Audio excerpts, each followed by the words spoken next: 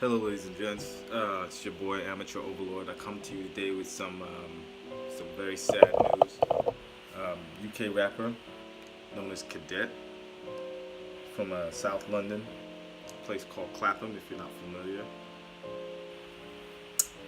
apparently the news reports are saying that he has passed away. He was killed in a car accident in a taxi on a way to a show. Now, I've done videos about UK music before. This particular artist is a grime MC and a rapper. Grime being a type of UK music, a subgenre to let's say rap, but if you want to call it a subgenre, it's a genre in its own right in this country. Um, this particular individual, like I've said before, I'm not really a fan of grime, but I did like Cadet. He is a relative of the more famous UK rap group Crept and Conan. I believe he's a cousin of Crep, and it's really very sad. He's in his late 20s, if I'm not mistaken. His birthday is in March, if I recall correctly, and a lot of the lyrics that he makes, and this is why I say uh, I'm a, I was a fan of his, or I am a fan. His back catalog is amazing, and his lyrics are very insightful and poetic. And I'm a lyricist when it comes to that. You know, when it comes to music. If someone says they write rhymes or whatever, I want to hear I want to hear the lyrical content of what they're trying to say. And he had like his tracks are varied. They're not all the same thing. He's not always talking about like just one type of issue. He'll go through relationships, your relationship with family. He had this one song about his relationship with his family and how it related to his mother and what he felt he should be doing. He wrote a track entitled, I think it was Letter to Crep, which was basically him talking about how, you know, when you're in a family and a family member or a distant family member becomes famous and how it can make you feel. Um, Similar to Kelly Rowland's "Dirty Laundry" with Beyonce, without doing anything, without it being as obviously emotionally painful, but in a sense of explaining how it can feel when you're looked at as being in the shadow of somebody more famous than yourself and what that did. And the really sad part about this guy, he's literally just got cut down in his prime because in the recent months he has been dominating the airways, Capital One especially, and BBC, whatever you want to talk about. He had been doing a lot of features and a lot of songs, and he had been dominating. Him, Young Blaine, a couple other people, some guy called his own Drizzy, whatever. They had been dominating the airways, UK airways, with their music, and with very catchy tunes, and it's really sad. It is really sad. Recently, the family put out a statement on the gentleman's Cadet's Instagram page, explaining that yes, he has passed away, and that they'll give everybody more information as and when it pops up.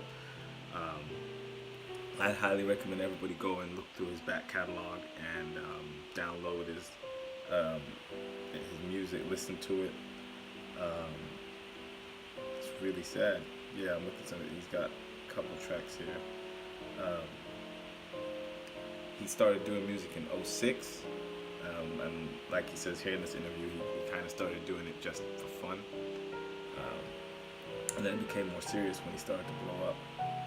And yes, rapping started off as something to do. It was just about having fun at the beginning. It was just something to do. Then it turned into a passion, something I ended up being good at.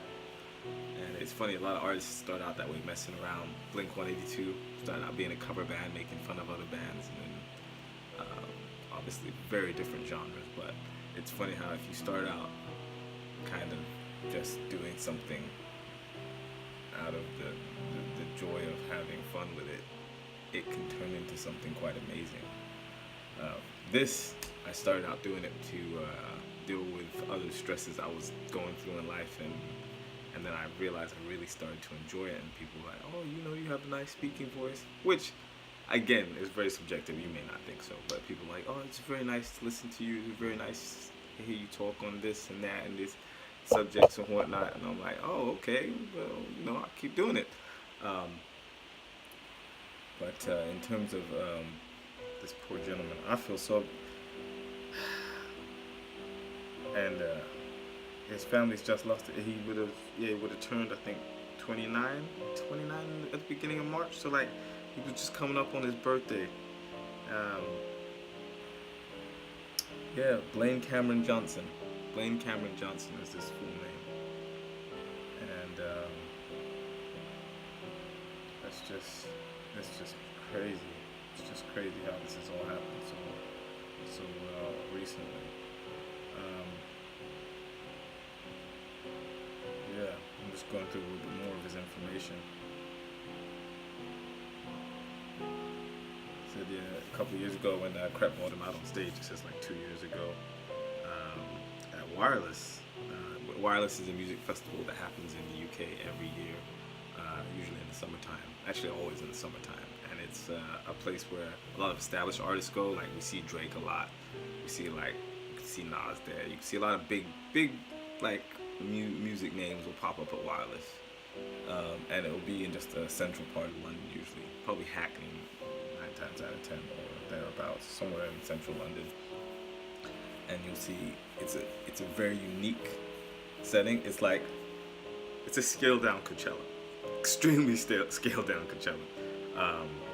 But it's a really cool place for people to blow up, because you get exposed to people that you know and that are well established, as well as people that are just coming up in similar genres or make similar music. And if you can get someone to put you on, someone big to put you on at Coachella, at Wireless, that could be a start to something really good for you. So he had that obviously with the Family Connect. So I like the fact that his cousin wasn't like, yeah, I'm not gonna put you on, or yeah, you gotta make your own lane. He literally took him, because there's a few artists in like grime and UK hip hop that are related to each other, but you don't always see the camaraderie or the familial love that you saw between Crep and Cadet. And I know that both families are going to be grieving, as they are essentially one family. Yeah. It's really interesting. So, like I said, check his back catalog. He has stuff on SBTV. He has obviously music on Apple Music and Spotify and all them good things.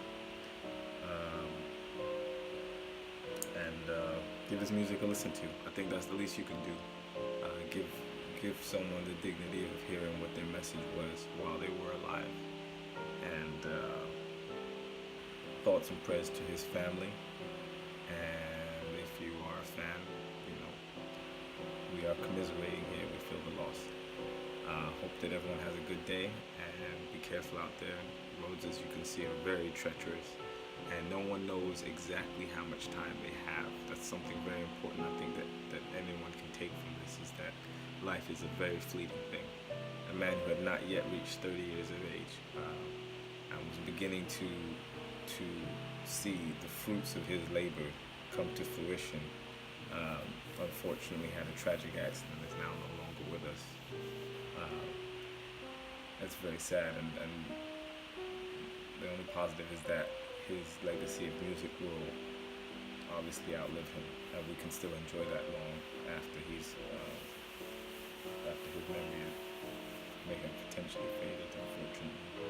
But at this very time, like I said, you have to take life for the precious gift that it is. Everyone is not, obviously. So I'm talking to myself as I say this, and appreciate that you just never know. You never know when it's that time.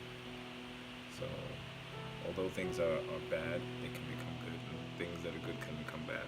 The ebb and flow of life is that it is a constant changing process, and if you come to terms with the fact that that's all life really is just a series of small or drastic changes, and be willing to be flexible with that, and to try and keep yourself on an even keel or median of happiness throughout that, and to deal with the drastic changes, things can be bearable. And at the very least, all of us have one thing in common, is that we are all suffering, like I always say. It's a Buddhist concept for the most part, and we have the gift and opportunity to alleviate the suffering of others. So if anyone knows these people personally and they see this video, obviously, I know Afro-Caribbeans, black families in general, families in general. I'm just saying black families because that's the cultural dynamic from which I stem. Especially in times of death, we can usually put our differences aside and come together as families and commiserate and care for each other and empathize with each other, and meals will be made, and families will come together and deal with the grieving process as a whole, and that is very healthy and very necessary.